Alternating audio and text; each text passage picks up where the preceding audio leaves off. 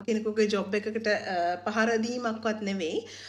දැන් මම අවුරුදු 3ක් තිස්සේ පියර්සින් කරගෙන යනවා. ඉතින් ඇත්ත වශයෙන්ම මේ පියර්සින් එකක් කරලා මේ ක්ලයන්ට් වෙච්ච බෑඩ් එක්ස්පීරියන්ස් එකක් තමයි මේ වීඩියෝ එක අන්තිමට මම ඇඩ් කරලා තියෙන්නේ.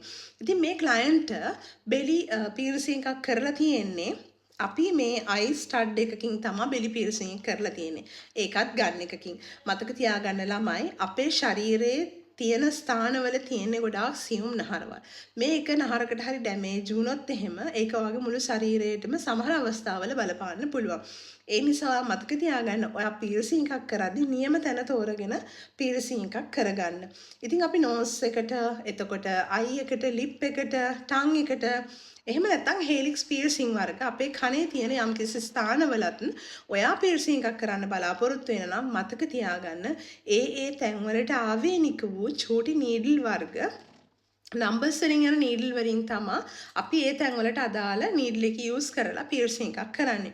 ඉතින් නෝස් ඉයරින් එකක් නෙවෙයි නෝස් ස්ටඩ් එක, අයි ස්ටඩ් එක, ලිප් ස්ටඩ් එක, බෙලි ස්ටඩ් එක. ඔය වගේ නම් වලින් තමයි යන්නේ. ඉතින් මතක තියාගන්න ළමයි ඔයා පියර්සින් එකක් කරන්න යන තැනකදී එයාලා ඒ සම්බන්ධව හොඳින් දැනුවත්ද, ඒවට එක්ස්පීරියන්ස් එකක් තියෙනවද කියලා හොඳට හොයලා බලලා පියර්සින් එකක් කරගන්න. මොකද මගේ ගාවට ආපු මේ ක්ලයන්ට් කෙනෙකුට සිදු වුණු ඇත්තටම අමිහිරිම සිදුවීමක් මේක.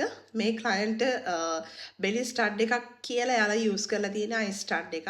ඉතින් ඒ කරපු ඒ ඉයරිම ගොඩක් අමාරු වුණා ඒ ස්ටඩ් එක මට ගලවලා ගන්න. මොකද ඇත්තටම ඒ ස්ටඩ් එක ඇතුළට හැම ලියලලා හැම ඇතුළට ගිහින් බොහොම ප්‍රවේශමෙන් තමා ගත්තේ. මොකද ඒ ස්ටඩ් එක අපි ගැලෙව්වේ නැත්තම් සම්පූර්ණයෙන්ම මස් ලියලලා ඒ ස්ටඩ් එක වැහෙන්න තියෙන තත්ත්වයට පත් වෙලා තිබුණා.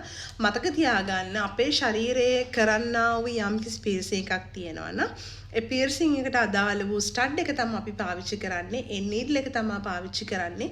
අනවශ්‍ය විදිහට ඕගොල්ලන්ට එක්ස්පීරියන්ස් එකක් නැතුව ඒ දේවල් කරන්න එපා. මොකද ඒකෙන් ඔයාට මුදල් ගෙවලා තවත් පිරිසක් අපහසුතාවයට පත් වෙන නිසා මේ දේවල් ගැන හොඳින් දැනුවත් වෙලා කරන්න කියලා ආදරෙන් ඉල්ලනවා.